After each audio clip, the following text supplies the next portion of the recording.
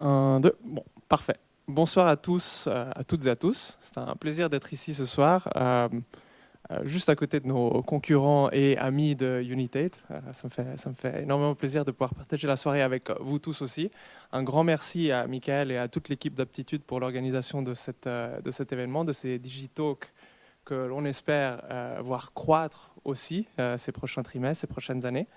Et en parlant de croissance, aujourd'hui, j'aimerais vous présenter un petit peu quelques leçons qu'on a pu tirer d'une croissance, d'une bonne croissance ces dernières années, qui n'a pas toujours été forcément simple, mais qui, j'espère, pourra alimenter des discussions autour de l'apéro tout à l'heure.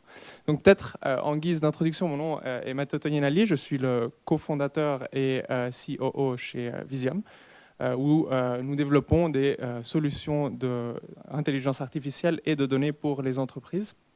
Donc, nous aidons vraiment les entreprises dans leur transformation IA, du côté stratégique au côté implémentation de data engineering, jusqu'au déploiement de modèles IA customisés. Et nous avons lancé l'entreprise il y a voilà 5-6 ans maintenant. Et on a pu, au cours de ce chemin, voir qu'est-ce qui marche un peu moins bien. Et donc, j'aimerais d'abord commencer avec une partie, on va dire, un peu plus théorique autour de tout ça. C'est de la théorie pratique, hein, je vous rassure. Et ensuite, on va passer sur le côté vraiment pratique de quelles sont les choses à éviter absolument ou au contraire à essayer de suivre en pratique. Donc, pour ce qui est de la théorie, la croissance, c'est effectivement génial. Il y a plus d'argent, il y a plus de profit, il y a plus de monde, tout paraît très bien. Donc, c'est beaucoup de choses positives, il y a de l'excitation, on a envie d'aller de l'avant, il y a des belles perspectives. Mais c'est aussi avoir de l'instabilité, il y a toujours des responsabilités qui croissent, elles aussi. Donc, on a vraiment l'impression d'être sur des montagnes russes. Et là, on peut le voir avec certaines cyclicalités aussi dans le business.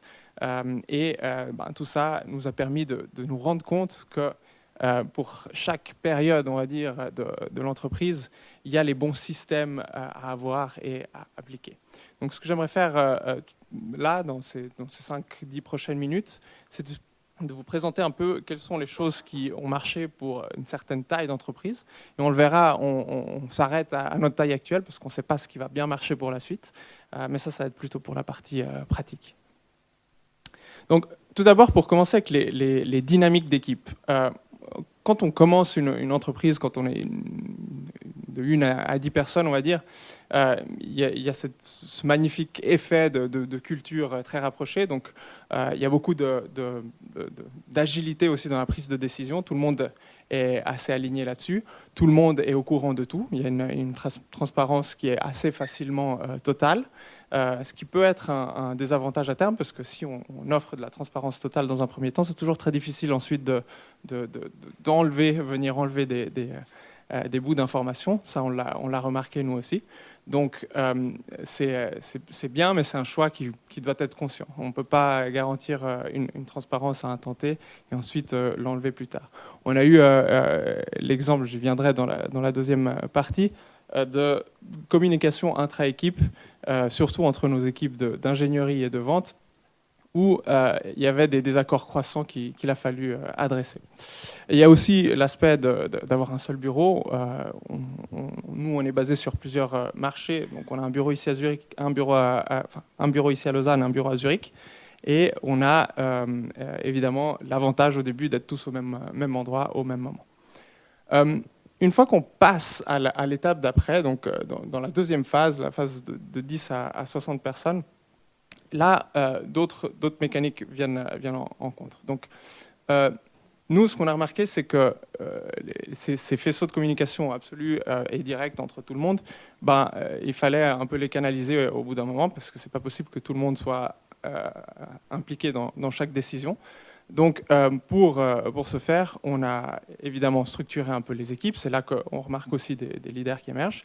Et puis, pour revenir sur le point de tout à l'heure, on a dû adresser un souci entre nos équipes de vente et nos équipes, notre équipe commerciale et puis notre équipe d'ingénierie, parce qu'il y avait un gros misalignement entre ce que les ingénieurs voulaient pousser à nos clients et ce que les vendeurs allaient vendre par derrière.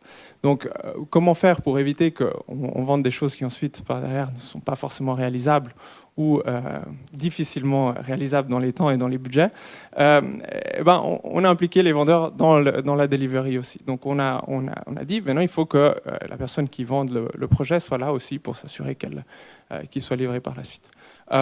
On a également ouvert un canal de discussion préférentiel entre les deux équipes pour ce faire et pour pouvoir faire remonter des éléments, par exemple, dans nos contrats. Donc, quelles sont les clauses qu'il faut venir ajouter pour s'assurer d'éviter des situations dans le futur. Donc ça, c'était quelque chose qui a bien marché. En termes d'expansion géographique, un point vraiment important pour nous, c'était de s'assurer que on est des gens qui parlent suisse-allemand en Suisse alémanique. Ça a été presque sans faire exprès, mais les 2 premiers employés du bureau de Zurich étaient suisse-allemands et ils sont toujours là aujourd'hui. Ils nous permettent justement d'avancer de ce côté-là. On le sous-estime souvent en Suisse romande, mais c'est quand même un avantage nécessaire, surtout lorsqu'on veut travailler ensuite sur des appels d'offres publics de la Confédération. Pour ce qui est de la 3e phase, donc celle dans laquelle on se retrouve aujourd'hui, il y a une diversification des équipes encore plus accrue, une collaboration qui doit être encore mieux gérée.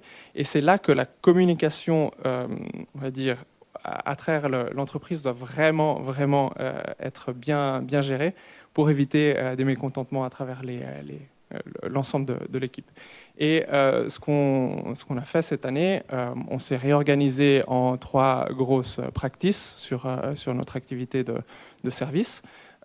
Et on l'a fait également parce qu'on avait des lignes de management qui étaient un peu héritées, on va dire, de l'historique de la boîte. Donc il y a, je pense, 60 ou 70 personnes, des gens chez Visium qui étaient managers, alors que ce n'était pas forcément quelque chose qu'ils avaient envie de faire ou qu'ils étaient prêts à faire. Donc on a réorganisé tout ça pour que la communication puisse bien être diffusée à travers l'entreprise et que les messages importants soient transmis à travers ces canaux préférentiels. Évidemment, il faut toujours garder une certaine flexibilité. C'est sûr qu'on n'est pas des énormes machines en termes de taille d'entreprise, donc il faut une fluidité entre les rôles aussi. Un deuxième aspect clé pour la croissance, surtout pour une boîte de services comme la nôtre, c'était le recrutement. Au tout début, lorsqu'on a commencé Visium, la plupart de nos employés venaient de notre réseau direct. Donc on a pu aller convaincre des gens qu'on connaissait de venir travailler avec nous sur des projets motivants pour nos clients et partenaires. Et ce qu'on cherche au début, c'est des profils qui peuvent s'adapter facilement, être un peu polyvalents, etc. Ça change assez rapidement lorsqu'ensuite on a besoin de spécialistes. Mais là-dessus, un point qui était quand même assez important pour nous, c'était d'avoir un processus dès le début qui soit bien cadré. Parce que si on commence à faire des exceptions sur les personnes, on l'a appris un peu à nos dépens, c'est ensuite difficile de corriger. Donc le processus de recrutement a été structuré dès, je pense, le 5e employé. Donc, vu que le 4e, c'était pas très bien passé. Du coup, on l'a mis en place et c'est quelque chose auquel on s'est tenu. Donc ça, c'est quelque chose qu'on garde à l'étape suivante. Mais ce qui a changé à l'étape suivante pour nous, c'était qu'au début, on était une start-up, c'était très cool. Tout le monde sur le campus de l'EPFL voulait venir travailler avec nous. Mais ensuite, on commence à être un peu plus distant des étudiants, on n'a plus forcément le même âge non plus. Et c'est là où on a dû commencer à créer un peu une marque employeur. Donc on a dû développer des activités avec le campus, mais également développer une visibilité sur les réseaux sociaux. Donc les posts LinkedIn peuvent aider à ça aussi. C'est quelque chose que nous on met en avant pour alimenter notre machine de recrutement aussi.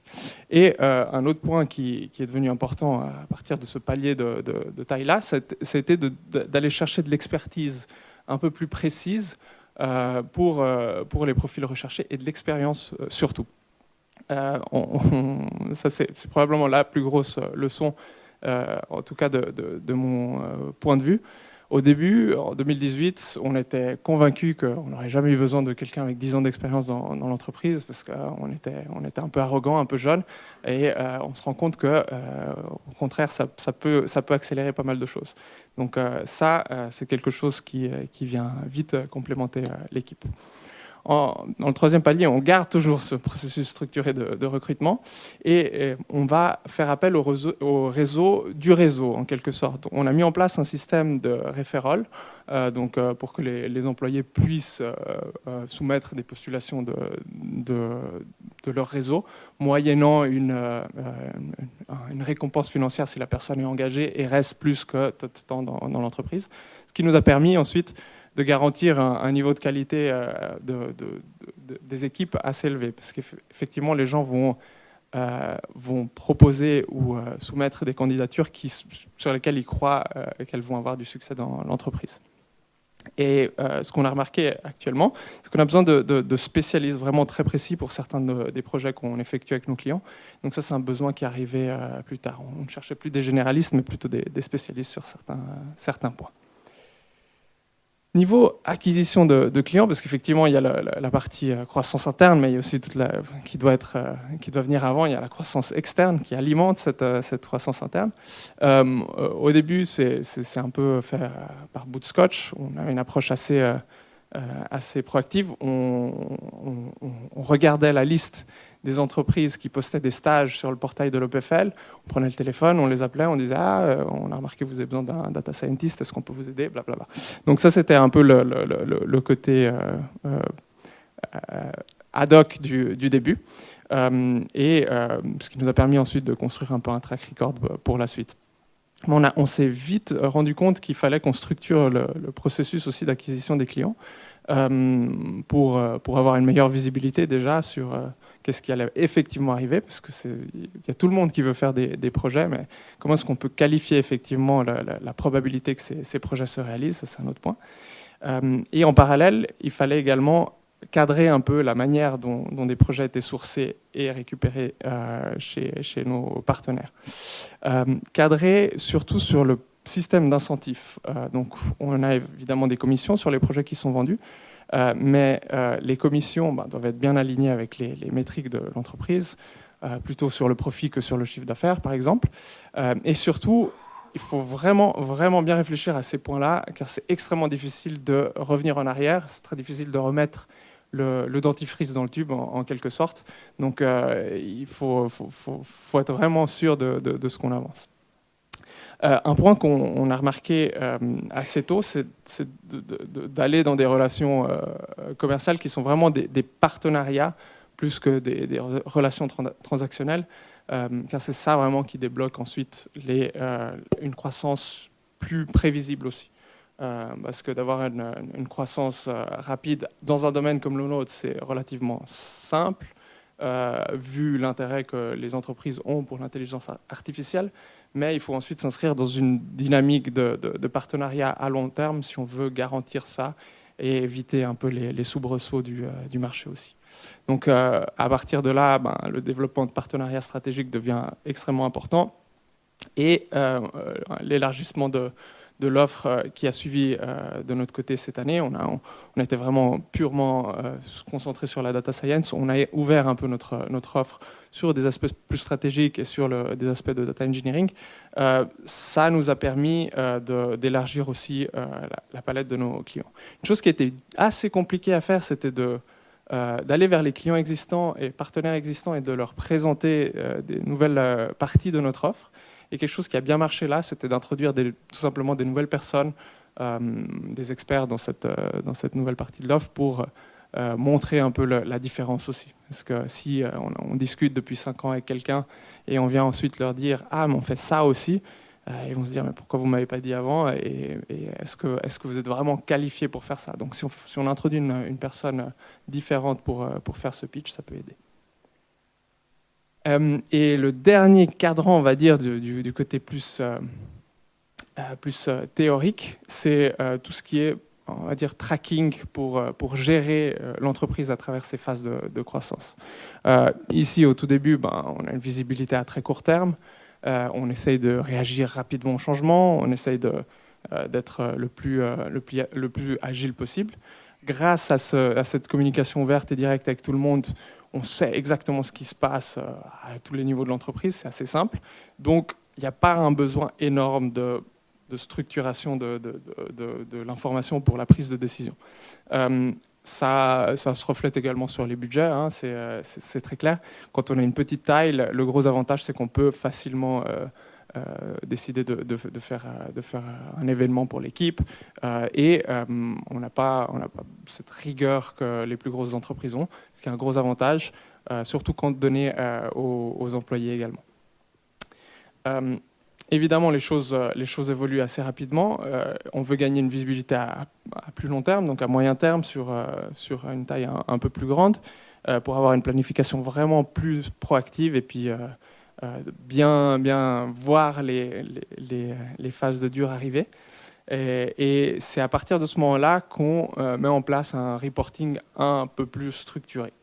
En tout cas, nous, on a eu le besoin relativement rapidement.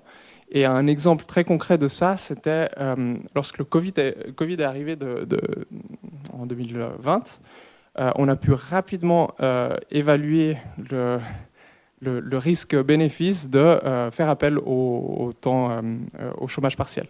Donc on a eu ces informations du Conseil fédéral, on a regardé combien est-ce que de gens pourraient être mis au chômage partiel en fonction de nos projets. On avait toutes les informations à disposition et ça nous a permis de nous dire non, on ne va pas faire le chômage partiel parce que les gens vont être bloqués pendant 3 mois au moins. On préfère plutôt réaliser les projets qu'on a actuellement. Ça nous permettra de couvrir largement, de couvrir les salaires pour plus que ces 3 mois. Et ça, sans avoir, on va dire, les chiffres à disposition, on n'aurait pas pu prendre cette décision d'un soir à l'autre. C'est également ça qui permet ensuite d'avoir des prévisions un peu plus long terme. Et pour ce qui est de l'aspect un peu plus grand, là, il y a une visibilité à plus long terme qui est nécessaire. Et le meilleur moyen que nous, on a fait ça un peu plus tôt, mais on est très content de l'avoir fait, c'est d'avoir centralisé toutes nos données dans notre infrastructure interne. On a un warehouse qui nous permet de bien réfléchir et de bien avoir ces données de manière qualitative pour prendre des décisions le plus vite possible. Maintenant, un truc qu'on remarque et qui est extrêmement important, de plus en plus important, c'est que on peut vraiment avoir beaucoup de chiffres, beaucoup de métriques, beaucoup de KPIs, tout ce qu'on veut, mais à ce niveau-là, le plus c'est simple, mieux c'est. Donc il faut vraiment se concentrer sur quelques chiffres plutôt que d'avoir la panoplie complète pour pouvoir prendre des décisions rapidement. Donc ça, c'est un peu la chose qu'on essaie de pousser actuellement. C'est très difficile parce que, évidemment, c'est toujours intéressant d'aller voir ça, et si on change ça, etc. Mais de se concentrer sur quelques métriques, ça aide de manière significative. Donc là aussi, un point qui revient, et ça s'applique à l'ensemble des catégories, c'est vraiment d'appliquer ce processus de simplicité, que ce soit dans la manière de structurer les équipes, dans la communication, dans le reporting, pour pouvoir bien gérer la croissance par derrière. Donc voilà, ça c'était la partie un peu plus théorique, on va dire, ces apprentissages qu'on a eus ces 5 dernières années. Maintenant, si on réfléchit à la pratique, tout ça, évidemment, je vous ai présenté des choses jusqu'à une taille d'entreprise de 100 personnes. C'est bien sûr, vu notre histoire, que je n'ai pas présenté des choses pour des entreprises de 100 à 10 000 personnes. Évidemment, on a appris en faisant, et je pense que la seule constante en termes de croissance, c'est de faire. C'est d'essayer et d'apprendre, puis de corriger le cours si besoin. Effectivement, on essaie de tout le temps default to action chez Visium, parce que se concentrer sur le progrès est beaucoup plus important que se concentrer sur avoir la solution parfaite dès le début. Et en gardant ça en tête, nous, de notre côté, on a eu énormément de vents favorables depuis le début de Visium. Donc, on a commencé en 2018, c'était les années d'or un peu des nouvelles révolutions en computer vision pour le machine learning. Donc, on a eu pas mal d'élan de ce côté-là. on a eu de la chance, on va dire. Mais du coup, on a su profiter aussi des bonnes périodes pour préparer des un peu moins bonnes périodes. On n'a pas 20 ans de boîte à l'arrière, mais on a vu tout à l'heure qu'il y a vraiment ces phases un peu hautes et basses. Et du coup, prendre des risques de manière calculée est assez essentiel pour s'assurer une bonne croissance constante. Ce qu'on a également remarqué au niveau de tout ce qui est machine learning et data, c'est qu'il y a de plus en plus d'outils qui sont clés en main, qui permettent de démocratiser d'un côté la science des données, mais également de simplifier le reporting, la prise de décision, etc. Donc ça, c'est quelque chose qu'il n'y avait pas forcément il y a 5 ans, mais je pense que c'est assez essentiel pour les gens qui ont envie d'établir ça maintenant. Un point qui est quand même important pour nous depuis l'année dernière, c'est l'accélération de tous les cas de ChatGPT, etc. Donc toute l'histoire autour d'OpenAI nous a quand même beaucoup poussé dans le dos. On a eu un vent très favorable de ce côté-là. Et on est conscient de cette chance. Donc là, on essaye vraiment de manière consciente de prendre ça pour la prochaine phase aussi, quand les choses iront pas forcément aussi bien. Pour ce qui est des risques calculés, des fois on se trompe aussi. On a par exemple récemment changé de bureau en pensant qu'on allait être une soixantaine sur Lausanne à la fin, en milieu d'année prochaine. On n'y sera clairement pas, donc on a pris des bureaux beaucoup trop grands. Et ça, c'est quelque chose... voilà, maintenant, on ne peut pas faire grand-chose avec des contrats de bail à 5 ans. Donc, il y a pas mal d'erreurs qui continuent à se faire à travers le temps. Et en parlant plutôt des points un peu plus difficiles, des tempêtes, le vent tourne évidemment. Donc, cette croissance n'est pas toujours linéaire, il y a des hauts et des bas. Il faut savoir les considérer. Nous, on a une grosse saisonnalité dans notre industrie aussi avec l'été. Il y a beaucoup moins de projets qui se réalisent chez nous pendant l'été, vu que nos clients partent aussi en vacances. Donc, on prévoit toujours ces saisonnalités-là. Un point aussi, c'est que le vent change de direction et d'intensité, donc il faut être prêt à ça. Il faut être flexible et réagir rapidement. On avait essayé chez Visium de lancer un produit à un moment donné. La vision à la base, c'était d'avoir le côté consulting qui vienne nous amener des idées de produits à développer pour servir des clients et puis de scaler, on va dire, l'entreprise plus rapidement. Et le premier produit qu'on avait identifié, c'est un produit de recommandation pour les ventes, pour des ventes B2B en wholesale. Donc ça s'appelait Sales Hunter, on a lancé ça, on a investi pas mal d'argent, mais on s'est rendu compte que voilà, ça allait pas le faire. Donc on a dû complètement arrêter ça. Ça n'a pas été un choix facile, mais c'était nécessaire. Donc il faut quand même garder cette flexibilité-là.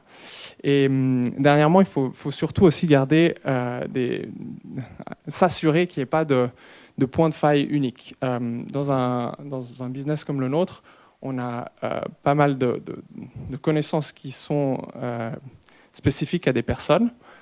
Donc, il faut s'assurer que ces personnes, évidemment, soient le plus heureuses et épanouies possible dans un boulot, mais ça, ce n'est pas la panacée. Il y a toujours des cas, des problèmes. Donc, il faut avoir des remplacements et des redondances un peu partout. Et on l'a remarqué, je me rappelle très bien, j'étais en Pologne pour un workshop client. On a eu la démission d'un employé et on savait très bien que ça allait être extrêmement compliqué de le remplacer sur un projet. Donc j'ai dû rentrer le soir même pour pouvoir arranger ça de manière la plus optimale possible. Donc il faut absolument éviter d'avoir ces points de faille uniques. Donc voilà, c'est à peu près tout pour les leçons, on va dire. En termes d'horizon, où est-ce qu'on va aller ? On s'est remis un peu plus dans une optique de croissance contrôlée. On aime avoir le contrôle sur notre croissance. On a eu de la croissance qui était un peu moins contrôlée, donc on préfère être contrôlé. Comment est-ce qu'on va faire ça ? On va double down sur des partenariats stratégiques. On bosse avec pas mal de vendors du côté software, donc Snowflake, Databricks, etc. Ça nous permet c'est ces outils-là qui n'étaient pas forcément présents il y a 5 ans, ou du moins pas aussi développés qu'il y a 5 ans. Ça nous permet de nous asseoir sur les épaules des géants. On va essayer de productiser un peu plus nos services, pas faire des produits, mais de standardiser un peu la manière dont on fait nos services. Et puis on va continuer sur l'internationalisation. Et pour ce qui est de l'IA un peu plus générale, ça, je serais ravi d'en parler un peu plus pendant l'apéro aussi. Mais on va vers une commoditisation de l'intelligence. Donc l'intelligence devient de moins en moins chère, tout le monde peut y avoir accès avec les API, etc. Et on a une accessibilité à des outils de gestion de plus en plus sophistiqués. Donc j'ai presque envie de dire que d'un côté gestion, le plus dur restera là, donc il n'y aura plus que l'humain à gérer demain. Donc je ne sais pas si ça change beaucoup d'aujourd'hui ou pas, mais voilà. Merci beaucoup et je serais ravi de répondre à toutes vos questions.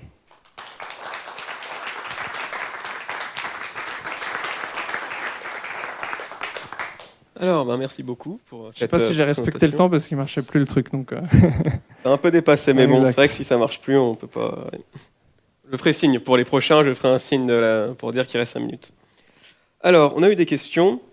Pas mal, mais on va essayer d'aller assez vite. On va dire maximum 1 minute par question. Comment gagner en résilience si la croissance oblige à se spécialiser dans les missions et les personnes ? Si justement on est obligé de recruter plus des généralistes, mais des personnes vraiment sur un domaine précis, comment être sûr qu'ils ne vont pas se retrouver au chômage dans 6 mois ? Évidemment, il y a toujours la solution des contrats à durée déterminée, mais ça passe pas. Ça passe pas toujours. Donc, ce que nous, on essaye de faire, c'est de garantir une double spécialisation un peu aux gens. Donc, en général, pendant des temps un peu de sous-charge de travail, ils peuvent aller se spécialiser puis suivre des formations dans un domaine qui est aligné, mais pas forcément le même au leur. Okay.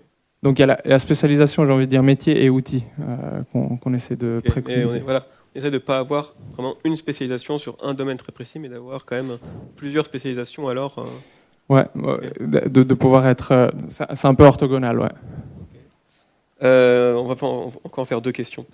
Utilisez-vous l'IA sur vos données ? Alors, je pense que ça veut peut-être dire, est-ce que vous avez vos propres IA, on va dire, qui vous sépare un peu de la concurrence parce que c'est sur votre propre donnée à vous et qu'il n'y a pas forcément possibilité de copier. Alors, on a 6 ans d'existence et une 70aine de personnes, donc on n'a pas des données internes monumentales par rapport à ça. Par contre, on utilise l'IA pour améliorer l'efficience interne, donc tout ce qui est notre base de connaissances qu'on a sur Notion, par exemple. On a développé un système qui peut aller chercher les informations sur Notion à travers un Slackbot, par exemple. Ouais. Okay. Et enfin, dernière question. Après, ceux qui ont... il y en a qu'on a posé d'autres, vous pourrez poser après. Mais là, il faut qu'on enchaîne. L'IA type ChatGPT... Oui, en fait, vous avez parlé de ChatGPT comme étant une force ou une faiblesse. Alors, est-ce que ça peut être vu comme un peu comme une faiblesse parce qu'en soi, il n'y a plus besoin de quelqu'un il y a besoin d'une entreprise pour personnaliser cette IA. Ça devient des IA généralistes qui ont plus besoin d'un prompt ingénieur que d'une équipe de mathématiciens, on va dire.